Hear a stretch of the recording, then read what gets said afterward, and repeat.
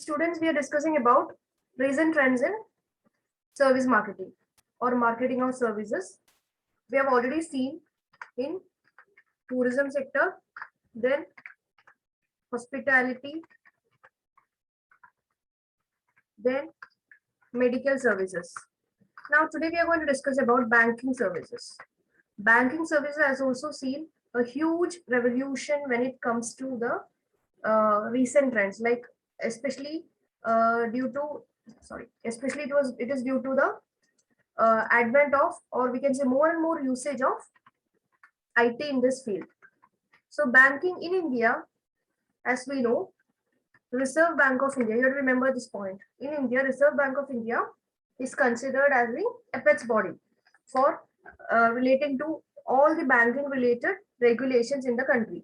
Now, as per the Reserve Bank of India, India's banking sector is now sufficiently regulated. It is well regulated, and financial and economic conditions in our country has become much more developed, and it has become far superior than any other developing country in the world. So Indian banks have become much more resilient, and they have become much more, what we can say, say that they have withstood, or they have been ready to face the challenges in the global level. So when we are talking about banking, Reserve Bank of India, as I told you, is the apex institution which is regulating the banking activities in our country. We have some different 20 plus public sector banks in the country, and many private sector banking organizations also, foreign banks also, regional rural banks, then cooperative banks, urban cooperative banks also, that also is divided into urban cooperative bank and rural cooperative banks. Then other than that, there are several credit institutions as well. So public sector markets, they only are, public sector banks only control around 80% of the market, and remaining is available for the private players and other cooperative banks and on all those categories. So in India, we can say that Reserve Bank of India, being the apex body, has taken several measures to strengthen the Indian banking sector. Like when it comes to the financial part, there have been several schemes which have been introduced. Government of India itself, they have set up special funds as part of National Investment and Infrastructure Fund. They have come up with this KYC norms. Reserve Bank of India has come up with the guidelines for KYC norms. That is, KYC means know your customer. Then there is also schemes which is brought by the government under Pradhan Mantri Jan Dhan Yojana. Government also aims to make the customers open accounts, be it in rural areas or in urban areas, without any discrimination. Government has been taken steps to make the people open bank accounts. So this industry is growing a lot. Indian banking sector, as I told you, consisting of 20 plus, around 25, 26 public sector banks and several other private banks, regional, rural, cooperative banks and all. They are playing a major role in making this country economically secure. Now, what has been the trend in this area? The trends in this area is like it is expanding noteworthily. Expanding in the sense the services given by the banks are expanding, and we can see nowadays there is huge competition among the banks itself. Most of the banks have gone for the online mode, we can say, isn't it? Especially that is net banking has become almost common with all the banks. It is easy, very easy now. Sitting at home itself, we can open an account in any of the banks. Most of the banks are coming forward. Like, for example, I'll tell you South Indian Bank. They have this facility of video conferencing and then opening an account. So it is very convenient for the customers. Net banking, online payment system, using various UPI modes and all have become, or we can say, have revolutionized the digital involvement of banks in this particular area. It has become very convenient for the customers sitting at the home and get all the services done. Then we can also say that another emerging trend in this platform is using of social media platform. To an extent, social media platform has also given awareness about banking and banking schemes, like we can say Facebook and all. to introduce the or to attract the customers and introduce new schemes to them. So we can say that there is growing trend in this. The technology is seen as a driver in banking sector, and banking and financial institutions can explore, they can grow to a much more level using technology. So these are the major changes in banking sector. More and more banks have come forward. There are, in order to attract the customers, they have started many schemes. Many banks have the zero balance account opening system, and many banks have this. Most of the banks, we can say, have ATMs located in various places. So the services rendered by the banks have become very much competitive. So you have to, in this, you have to remember that banking matters in India are controlled and regulated by Reserve Bank of India. Now, next is insurance. Insurance, which is the regulatory authority? Can anybody tell me which is the regulatory authority when it comes to insurance?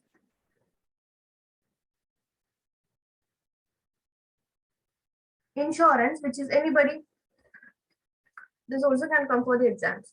Insurance sector in our country is regulated by IRDAI, that is insurance. No, LIC is the company. I'm coming to that point. Insurance is regulated by, insurance sector is regulated by IRDAI, that is Insurance Regulatory Development Authority of India. LIC is there, that is a company. GIC is there, that is another company. LIC is for life insurance. GIC is for general insurance, that is non-life insurance. So this is again another area which has been which has developed a lot, like again owing to the growth of technology. In India, we can say that there are almost 50 plus insurance companies. Some of them are in life insurance field, some of them are non-life insurers. And we know that among these players, LIC is the largest player when it comes to life insurance. It is a sole public sector company when it comes to life insurance. Then there is GIC. GIC is for general insurance. General insurance means property insurance, vehicle insurance, all those things which are non-life. All those are covered under general insurance. Life insurance may only the life is covered. Life of the, like people, human beings are covered under life insurance. Baki jitne bhi cheez hai, all those will be covered under general insurance. We can say, one example I'll tell you, ICICI. ICICI is there both for life insurance as well as general insurance. So most of the companies do provide both the different schemes. In India, we can say that the sole public sector company when it comes to life insurance and one of the largest companies, Life Insurance Corporation of India. Apart from that, there are so many private players also. Now, again, government has also given given permission for several foreign companies also to join hands in order to provide insurance facility. That is why you can see that there is Apollo Munich Health Insurance, then Religare Health Insurance, Max Bupa. Many of these are allied companies. That means some amount of foreign investment is also involved over here. Like ICICI Prudential is the life insurance. Okay, Prudential is a foreign company. Then is ICICI Bombard is there. ICICI Bombard is for general insurance. So many insurance companies are there in the country. Again, owing to the technology, these are all developing day by day. And it is again India's life insurance sector is one of the largest one, and it is growing day by day. And the general insurance business also in India is growing. It is a huge business area which is still to be explored. That is, Indian insurance market is a huge business area, business opportunity waiting to be harnessed. Around when we talk about the total contribution, like totally when we talk about the covering, Indian contribution or Indians cover only less than 1.5% of the total insurance premium, even though if it is the most populous nation. It is, we know that it is one of the most populous nation in the world. Still, when it comes to insurance, we have to go a long way around, but development is seen in this area as well. It has, we can say, lot of potential is there in this particular area. And again, government has taken so many initiatives for this purpose, like foreign investment is allowed over here. Then service tax has been reduced in this sector. Then IRDA, that is the Insurance Regulatory Development Authority of India, they have formed committees to explore and to suggest how improvement can be brought into this area, how to increase the insurance penetration, just like banking inclusion. What happens is that in a country like in India, which we know that it is one of the most populous country in the world, just like banking sector, banking may be abhi changes the so many people who did not have the bank accounts, especially in the rural areas, they are now opening it. Otherwise, there is actually, they are all not included in this area. Financially, they are not included over here. Same way, insurance sector may be, many people are still not aware about the insurance schemes, or they are not uh, uh, involved in this insurance sector. So there are so many reasons for this. So IRDA has appointed committees to learn more about it, to suggest ways how to increase this insurance penetration and to bring financial inclusion of these people, especially in the rural areas. So many insurance schemes are also introduced by the government from time to time in the budget.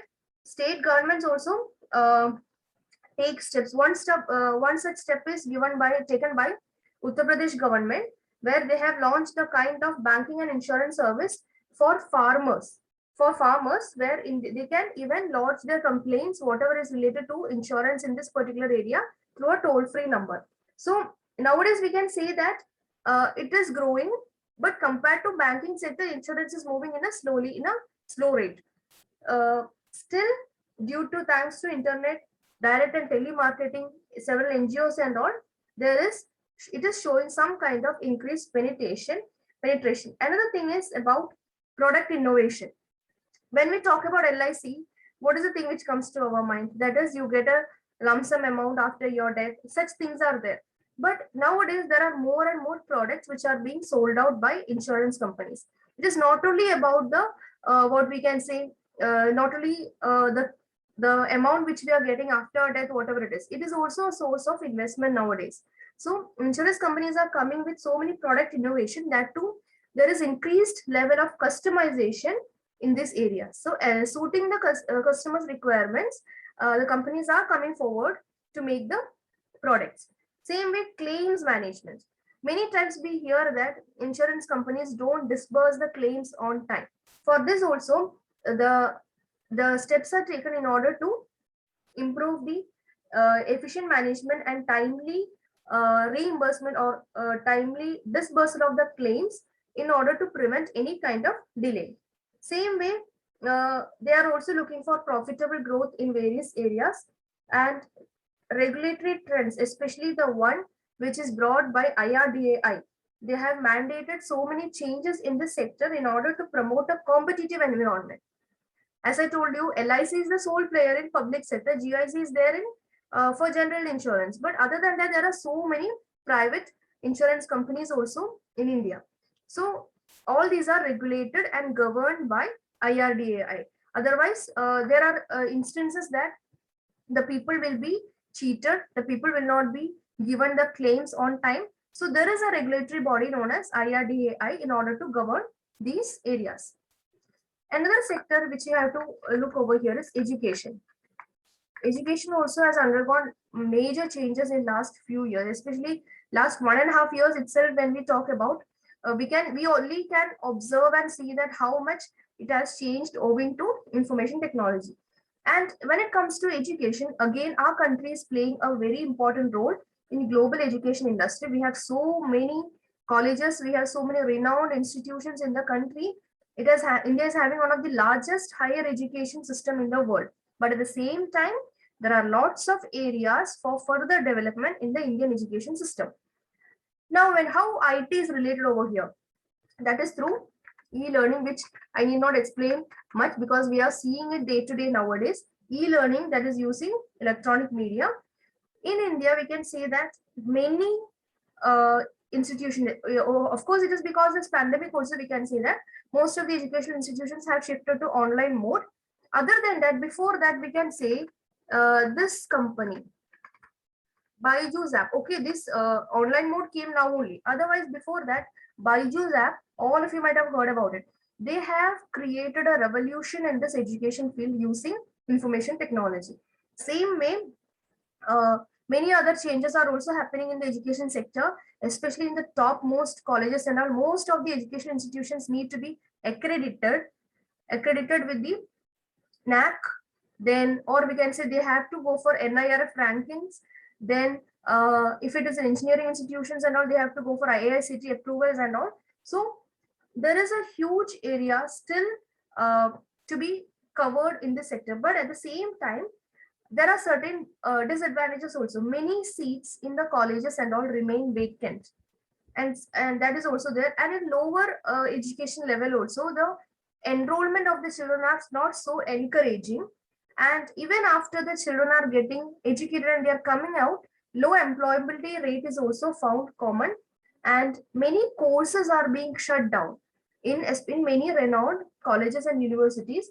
And so there is definitely a gap happening over there, but still this is because of huge competition in the market and traditional approach of the colleges. They don't want to change, they don't want to create awareness among the people.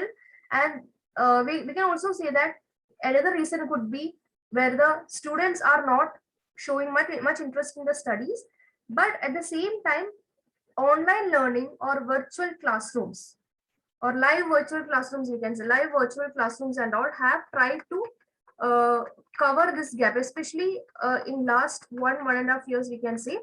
uh, and there is LMS technology, learning management system, that is also quite evident in this market, in this particular area. New technologies like tablets, then LMS system, then there is using various softwares and all. This is working. There is education is carried out, but there is a problem of digital divide. Digital divide in the rural areas. Digital divide means the children in the rural areas, they still lag behind these IT related tools. So especially very poor children and all who cannot afford such electronic equipments. But we can say that there things are coming up in a positive note, and schools and other education institutions are also taking efforts in order to try to reduce this digital divide. And then when we talk about the company side, in order to make this education system much more vigilant, much more, we can say, agile and lively, many companies are also coming forward to make the education spreadable, reachable, and all. There are so many companies like Qualcomm, then DataMind and all, which are going for this India's digital initiatives.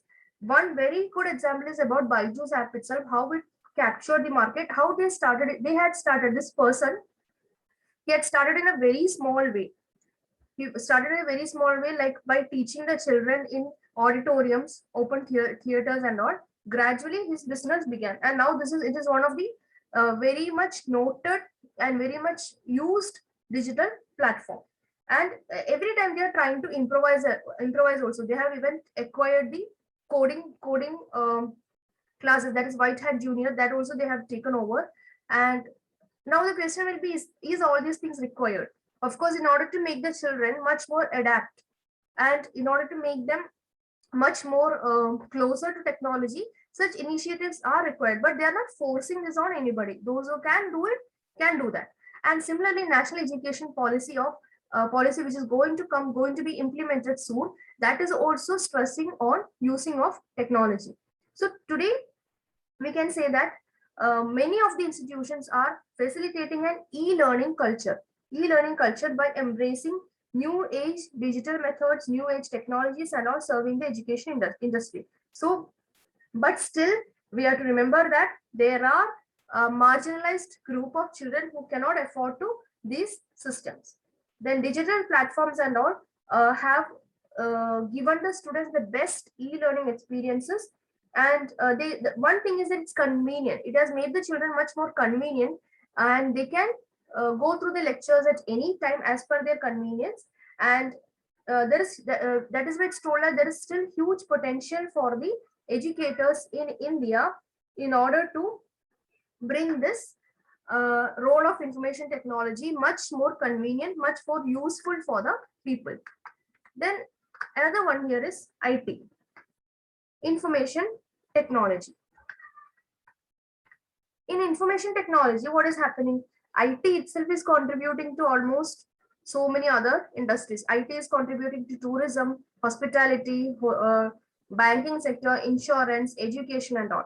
Now, IT sector has created significant demand in, as I told, in all of these sectors. There is IT and IT enabled services bolte hain. ITES means IT enabled services. So IT enabled services are like, it includes the business process management. BPO sector is coming over here. Software products are coming here. Hardware products are coming over here. So what is the latest trends about IT sector? IT sector, e-commerce, we can say one major development which has happened, or online retailing bolte, you are learning anyway much more about it. Online retailing, this has happened with the help of IT sector only. Then there is cloud computing, where you can store the data very easily. Then we can say any other examples where almost every area we can say that whatever we are touching, it is having one or the other contribution from the IT field. And how it is beneficial, cloud computing and all has actually extended the possibilities of IT sector in India.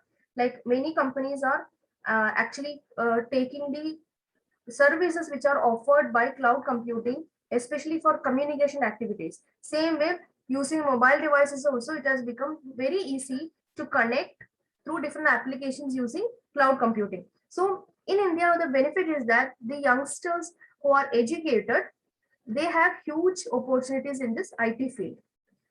Then last one is entertainment. Entertainment industry again has grown a lot. But again, we can say that since last 1.5 years, you forget about the pandemic, before that it was thriving. Last 2 years has become quite difficult for these entertainment industries. Still what they did, they moved to OTT platforms. That is a huge trend.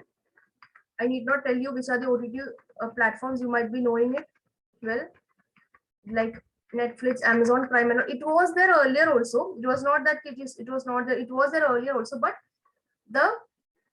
it has gained more momentum, especially nowadays, because consumers are shifting to digital mode. Companies are also trying to engage the customers in this digital mode, and in order to make the people watch the programs anytime at any convenient time which they would wish, they have many companies are coming like with the such OTT platforms. And traditional media, like they have to undergo several changes in order to compete with such platforms, with such the modern platforms. Like they have to work a lot in order to get go together along with the digital platforms, along with social media platforms, and even loyalty programs. So here we can say that customers are not only they are not only satisfied with these uh, print media, video and all, they need such some more items. Like we can say that uh, they are actively looking for engaging with the entertainment field.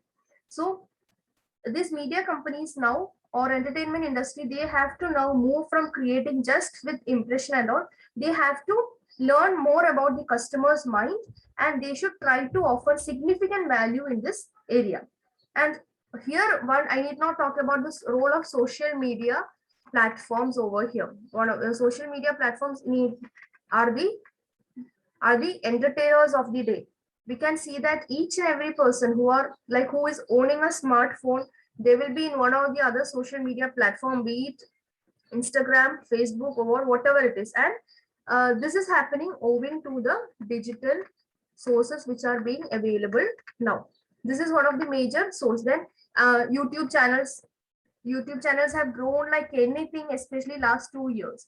Everybody can, it's very easy in a way we can say it's very easy, it's very convenient to have a YouTube channel. And we know that people are earning income from this platforms, be it Facebook media or YouTube media and all. People are earning a lot of income from these social media platforms. So innovation is the key over here in entertainment.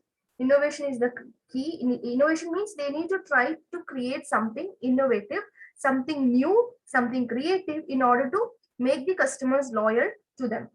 And when we talk about in the global level also, global media and entertainment industry has also developed a lot. Like the type of the quality of the entertainment contents which are being circulated in the media, that has developed a lot. People now, earlier it was just blogging. You might have heard about blogging. Now it has gone to vlogging as well, and it is one area where people are trying to entertain the customers. And you can see many of these vloggers, is food vlogging, travel vlogging, and all, are having huge followers as well. So this is one type of revolution which has been seen in the entertainment sector.